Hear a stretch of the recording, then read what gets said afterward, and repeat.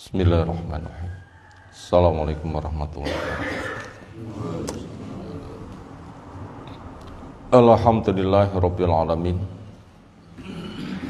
Walladzi arsala rasulahu bil huda wa dinil haq liyudhhirahu 'ala dini kullih.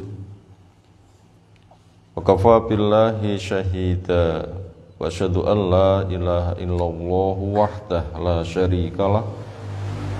Wa asyhadu anna Muhammadan abduhu wa rasuluh. Allahumma shalli ala Muhammad wa ala alihi wa ashabihi wa man tabi'ahum bi ihsanin ila yaumiddin. Ya ayyuhalladzina amanu taqullaha wa qulu qawlan sadida yuslih lakum a'malakum wa yaghfir lakum dzunubakum. Man yuti'illaha wa rasulahu faqad faza fawzan 'azima. Wa ba'd. Fa inna astaqal hadisi kitabullah wa khairal hadyi hadi Muhammadin sallallahu alaihi wasallam. Syarrul umuri muhdatsatuha fa inna kulla muhdatsatin bid'ah wa kulla bid'atin dhalalah wa kulla dhalalatin finnar. Ayyuhal ikhwah, a'azzana Allah subhanahu wa ta'ala. Insyaallah kita masuk hadis ke-67 dari matan kitab Al-Jami', bab-bab bagian akhir dari Kitabul Maram oleh Al-Hafidz Ibnu Hajar Al-Asqalani rahimahullahu ta'ala, tentang pewaspadaan akhlak yang jelek, jenis akhlak yang kita kaji pagi hari ini, dan itu tidak baik untuk kita hindari adalah mencela kepada orang yang sudah mati.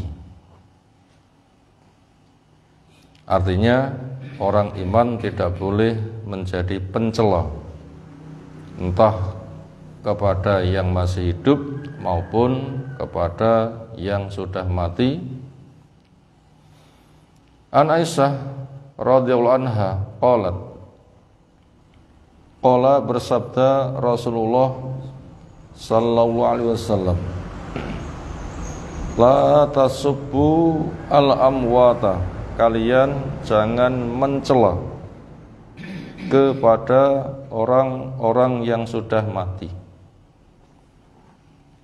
Wa innahum, maka sesungguhnya mereka yang sudah mati,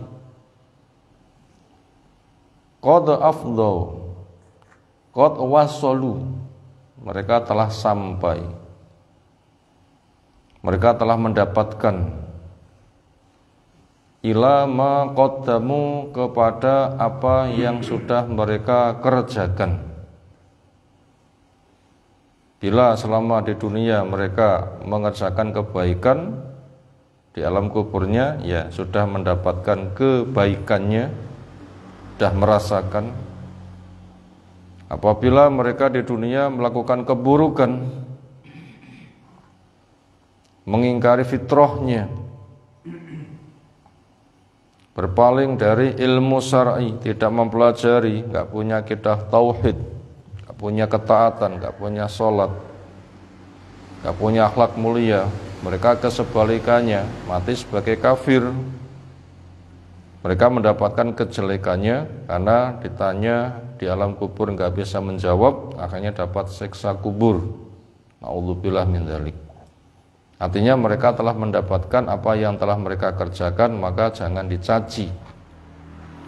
Akhrajahu, mengeluarkan hadis ini Al-Bukhariyu, Imam Bukhari, semoga Allah Ta'ala merahmatinya. Pelajaran yang bisa kita ambil dari hadis di atas pertama, orang iman itu bukan tipe pencela, entah kepada orang yang masih hidup atau yang sudah mati. Orang beriman enggak punya tipe pencela, artinya enggak boleh memiliki sifat pencela. Walaupun yang melanggar juga banyak, di kala itu keimanannya sedang lepas. Selagi tidak lepas, maka dia tidak mencela, entah kepada orang yang masih hidup atau kepada orang yang sudah mati. Adapun kesibukan lisan untuk menjaga keimanannya sebagaimana telah tersampai di kesempatan kemarin, supaya memperbanyak zikir, sehingga tidak sibuk mencela tapi sibuk zikir, melaksanakan 3 hal: menganjurkan kepada yang baik, menganjurkan sedekah, mendamaikan pihak yang bertikai. Secara global mendapatkan sebuah nasihat, siapa yang iman pada Allah, iman pada hari akhir, bila ngomong, ngomonglah yang baik, bila tidak, supaya diam dari kejahatan. Makanya orang beriman tidak boleh punya tipe pencela kepada orang yang masih hidup atau yang sudah mati. Yang kedua, kehormatan itu terjaga, entah dikala masih hidup, demikian juga walau dia sudah mati, demikian juga kehormatan keluarganya. Yang kedua, kehormatan itu terjaga, entah ketika dia masih hidup kehormatannya dijaga, demikian juga ketika sudah mati kehormatannya juga dijaga, demikian juga keluarganya mayit itu juga dijaga kehormatannya, karena dengan dicelanya mayit itu juga menyakitkan kepada keluarga yang mendengarkannya. Dan kehormatan itu mahal.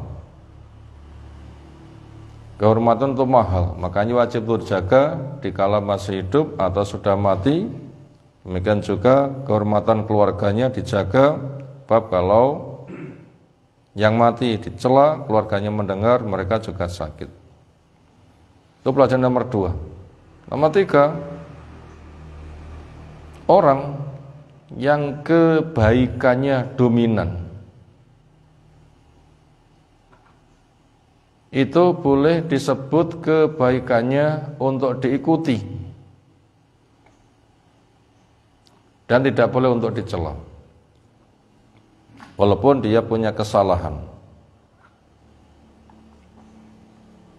Orang yang kebaikannya dominan, kebaikannya lebih banyak, dikenal sebagai orang-orang yang baik, itu boleh disebut kebaikannya, entah hidup maupun mati.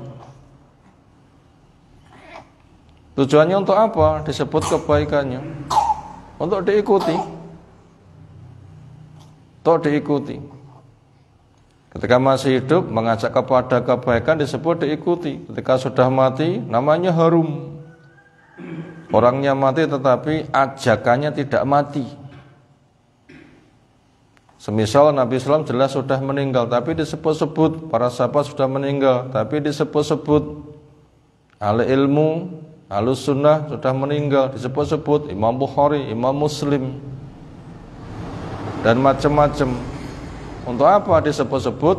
Untuk diikuti kebaikannya, karena kebaikan mereka adalah kebaikan Islam, artinya mereka memang melaksanakan Islam. Dan keburukan mereka enggak boleh untuk disebut. Apabila butuh menyebut keburukannya, ya ketemu pribadi untuk meluruskan. Itu bila masih hidup. Bila sudah mati enggak boleh untuk disebut.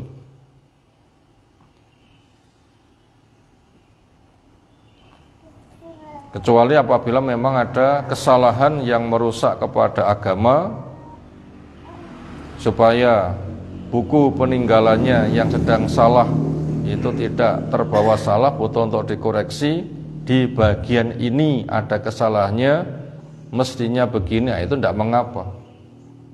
Di bagian ini ada kesalahannya, untuk diluruskan. Nah seperti itu tidak apa-apa. Tapi kalau sengaja menyebut kejelekannya itu tidak boleh.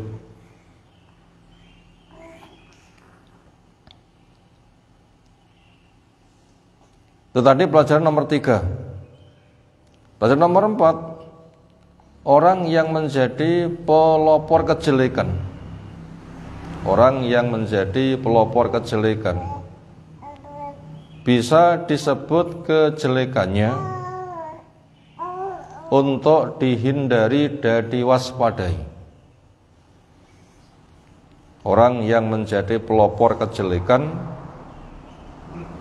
bisa disebut kejelekannya untuk dihindari dan diwaspadai, entah hidup atau sudah mati.